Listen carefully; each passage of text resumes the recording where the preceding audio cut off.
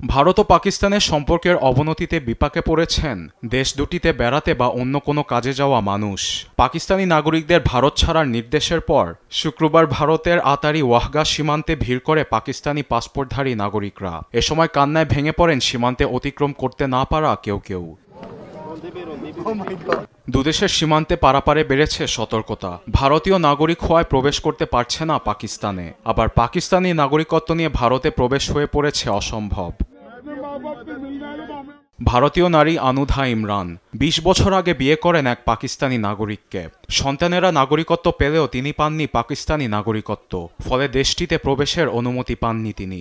অসহায় মা সীমান্তে সন্তানদের একাই ছাড়তে নারাজ। কেন তিনি যেতে পারবেন না, এ নিয়ে প্রশ্ন রাখেন।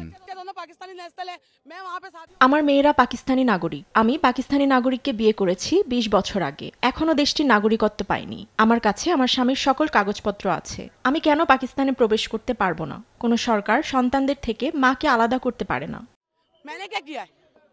পাকিস্তানি প্রবেশের নিষেধাজ্ঞায় স্বজনদের সঙ্গে সাক্ষাৎ নিয়ে দুশ্চিন্তায় পড়েন ভারতীয় নাগরিকরা। তাদের বাবা লাহোর সীমান্তে আছেন, কিন্তু আমাদের পাকিস্তানে প্রবেশ করতে দেওয়া হয়নি। তাদের ফেরত পাঠানো হয়েছে। তারা বলছে যে তাদের মাকে সীমান্ত অতিক্রম করতে দেওয়া হবে না, কারণ তার কাছে ভারতীয় পাসপোর্ট আছে। আমরা কিভাবে বাচ্চাদের একা পাঠাতে পারি? তারা পাকিস্তানি নাগরিক, আমরা তাদের একা পাঠাতে পারি না, তারা ছোট। ভারত পাকিস্তান উত্তেজনা বাড়ার পর দেয়া হয়েছে বেশ কিছু বিষয়ে নিষেধাজ্ঞা। আকাশসীমা বন্ধ করার পাশাপাশি বন্ধ করা হয়েছে দুদেশের পরিচালিত বহু বিমান সংস্থা। নিউজ ডেস্ক, দেশ টিভি।